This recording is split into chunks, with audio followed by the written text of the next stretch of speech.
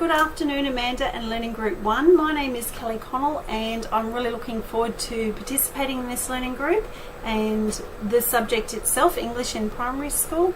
Some of my fellow Swinburne students have said how much they've enjoyed this subject. It's been their favourite one so far, and so that really motivates me to get on board and learn as much as I can this teaching period. Amanda, you sound so lovely and calm and knowledgeable, and I'm really looking forward to having you as my ELA. So there's lots we can all learn from each other, and especially from you as well. So thank you very much for taking us all this time around. For me, this is my 5th teaching period in my degree. My undergraduate degree was Human Movement Studies, and I still work 1 day a week in a fitness centre. However, now I'm very much committed and passionate about teaching children and education, and my journey is only just beginning.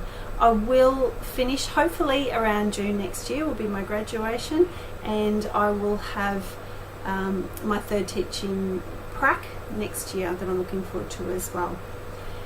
Tiny bit about me, I am married to a museum director husband, and I have 3 beautiful children in grades 1, 3 and 5, which make perfect opportunities for me to practice what I'm learning all the time to make sure it's engaging for the children and also age appropriate too.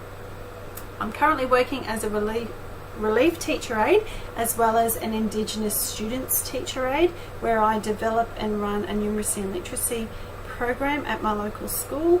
I have around 18 students that I see over 2 days per week, ranging from prep through to year 6, and I'm really there to support their literacy and numeracy to make sure that they can keep up with the class in what they're doing.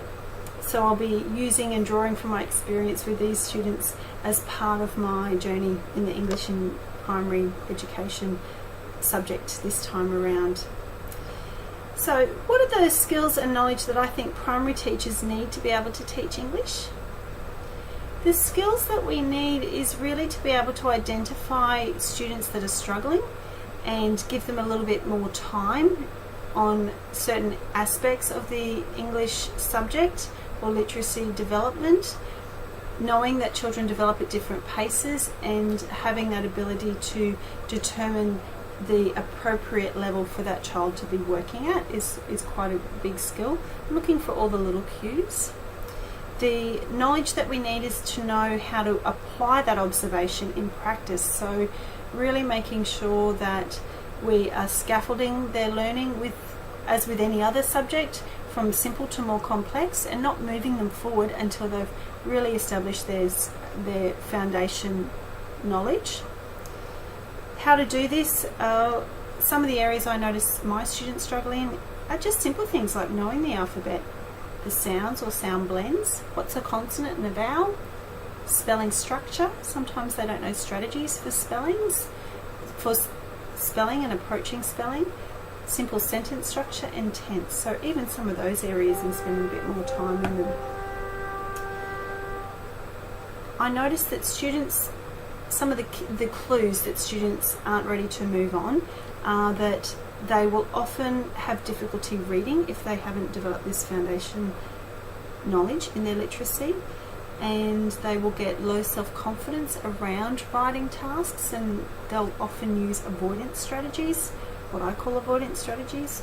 They're not prepared for the task, they're constantly looking for pencils, borrowing rubbers, can't find a ruler or don't have a ruler, and getting up and down to sharpen all different pencils all the time. So they're not really committed to the task, and their time on task or working is very low. Do I feel that I have the skills and knowledge now? I feel that I certainly have some skill and knowledge in this area.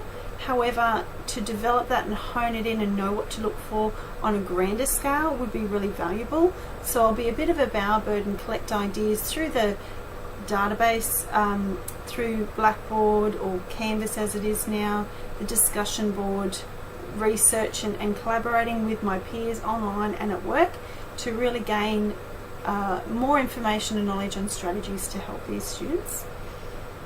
To develop my confidence and competence in teaching English, I'm really just looking for feedback on my ideas and reflections as I'm going, and the proof will be in the pudding as I go based on my peers' remarks through the Canvas blackboard or the discussion boards, and also how I approach my folios and putting together my arguments.